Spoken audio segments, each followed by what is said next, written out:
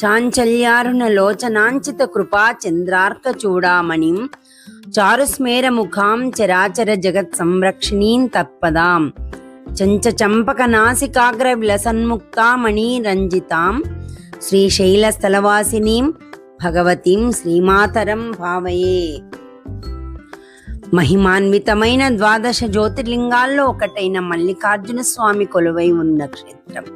18 శక్తి పీఠాల్లో ఒకటైన భ్రమరాంబికాదేవి పీఠంగా ప్రసిద్ధి చెందింది.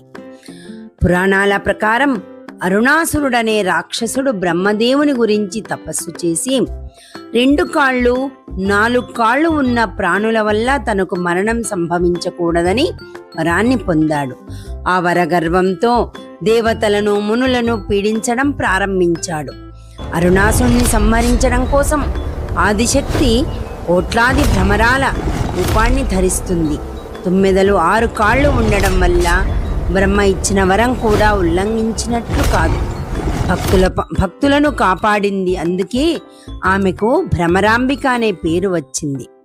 ఇక్కడ భ్రమరాంబిక క్షేత్రంలో ఆదిశంకరాచార్యులు అమ్మవారి ఉగ్రరూపాన్ని శాంతింపజేయడానికి గర్భాలయంలో శ్రీచక్రాన్ని ప్రతిష్ఠించారని చరిత్ర చెబుతుంది. ఆ చక్రాన్ని దర్శించుకోవడం వల్ల సకల శుభాలు కలుగుతాయని భక్తుల నమ్మకం.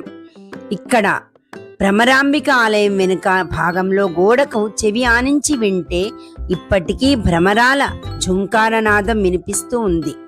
శ్రీశైలంలో భక్తులు నేరుగా మల్లికార్జున స్వామిని స్పర్శించి పూజలు చేయవచ్చు. కానీ అమ్మవారి దర్శనం శాస్త్రోక్తంగా జరుగుతుంది.